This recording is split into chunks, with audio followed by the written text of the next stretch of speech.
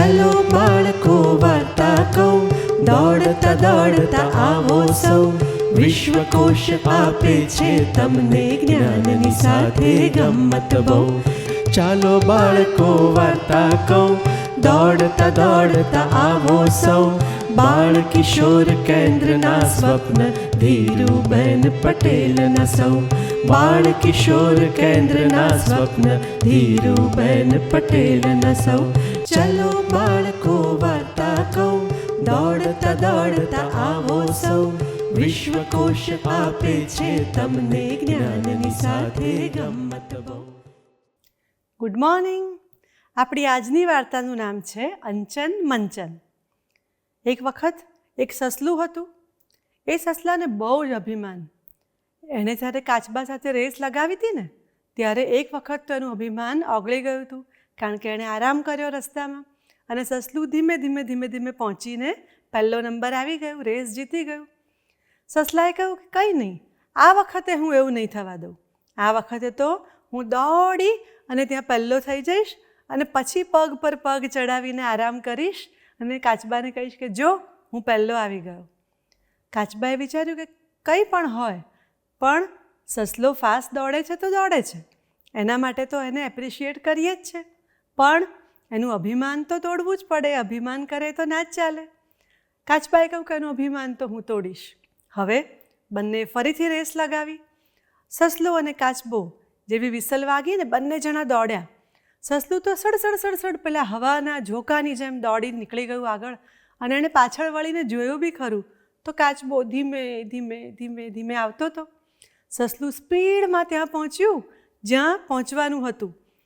જેવો ત્યાં ગયો તો એણે શું જોયું કે ત્યાં તો ઓલરેડી કાચબો ઊભો હતો અને હાથ હલાવતો હતો. હવે એને થયું કે આવું થયું કેવી રીતે? તો કાચબાએ કહ્યું કે ભાઈ હું આવી ગયો પહેલો દોડીને. સસલો કે એવું બને જ નહીં, મારાથી સ્પીડમાં તો કોઈ દોડી જ ના શકે, હું નથી માનતો આ રેસને. તો કાચબાએ કહ્યું કે ચાલો આપણે ફરીથી ઊંધી રેસ લગાવીએ, ફરી કરી જોવું છે. સસલું કે હા. ફરીથી બંને દોડ્યા ઊંધી દિશામાં, અને સસલું તો પહેલાં કરતાં ડબલ સ્પીડમાં દોડ્યું. અને પાછું એણે જઈને જોયું તો કાચબો તો બહુ જ દૂર ધીમે ધીમે ધીમે આવતો હતો. અને સસલું સ્પીડમાં ત્યાં ગયું ને તો ઓલરેડી ત્યાં કાચબો તો હતો જ અને એનો હાથ પગ હલાવતો હતો, એને વેલકમ કર્યું. સસલું તો માથા પછાડવા માંડ્યું કે આવું થયું કેવી રીતે? મારાથી તો કેટલો બધો પાછળ હતો કાચબો, બે વાર આવું થયું કે હું ગયો ત્યારે જીતી ગયો, પહેલો પહોંચી ગયો, આવું થાય કેવી રીતે? કાચબાએ કહ્યું કે પણ સસલાભાઈ જે પણ હોય આવું થયું છે, તમે હારી ગયા છો. સસલું તો મોઢું સંતાડીને ત્યાંથી ચાલવા માંડ્યું, એનું અભિમાન ઓસરી ગયું. પણ તમને પણ થશે કે આવું થયું કેવી રીતે? હકીકતમાં એ કાચબાના બે ભાઈઓ હતા, ટ્વિન્સ, અંચન અને મંચન. બંનેએ નક્કી કર્યું હતું કે આપણે સસલાનું અભિમાન તોડીશું. એટલે સસલું જેવું ત્યાં પહોંચે એટલે પેલો અંચન ત્યાંથી બહાર નીકળે. હવે એટલે એને થાય કે આ જીતી ગયો. પાછા જઈને જેવો સસલું ત્યાં પહોંચે તો ત્યાંથી મંચન બહાર નીકળ્યો. સસલાને ખબર ના પડી, કારણ કે એનામાં અભિમાન હતું પણ બુદ્ધિ નથી.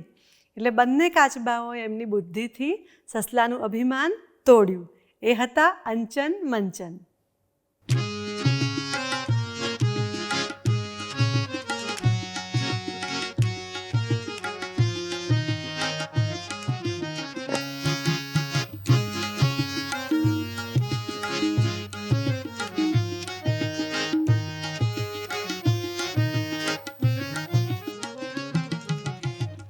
મજાના બટુક ભાઈ નાચે એ તો તાતા થઈ. એક મજાના બટુક ભાઈ નાચે એ તો તાતા થઈ. સૌને એ તાળી પડાવે, નાચીને ખેલ કરાવે. સૌને એ તાળી પડાવે, નાચીને ખેલ બતાવે.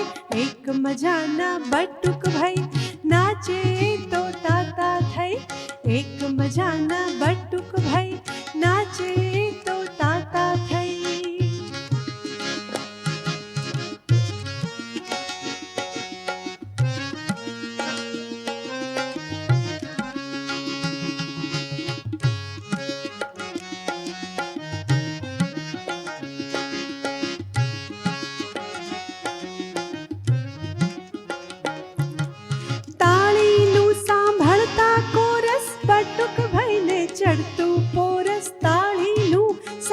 ગાતા કોરસ બટુક ભાઈને ચડતું પોરસ બટુક ભાઈ નાચીને થાક્યા મમ્માની પાસે એ ભાગ્યા બટુક ભાઈ નાચીને થાક્યા મમ્માની પાસે એ ભાગ્યા એક મજાના બટુક ભાઈ નાચે એ તો તાતા થઈ એક મજાના બટુક ભાઈ નાચે એ તો તાતા થઈ